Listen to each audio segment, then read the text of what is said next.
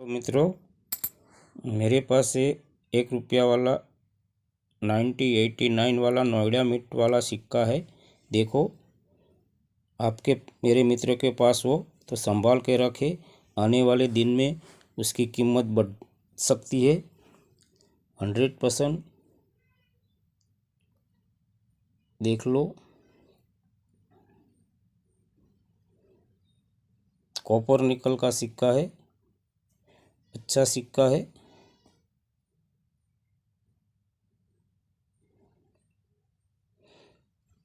Noida mint है।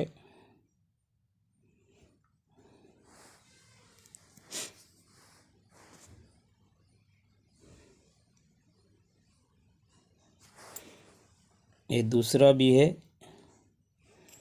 दोनों सिक्के आप देख सकते हो, नोएडा मिंट है।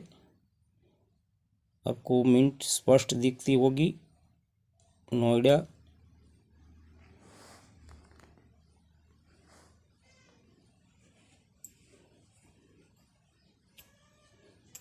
राउंड अशोक एम्बलम देख लो दोनों सिक्के का। ये थोड़ा घिसा हुआ है ये सिक्का अच्छा है, देख लो।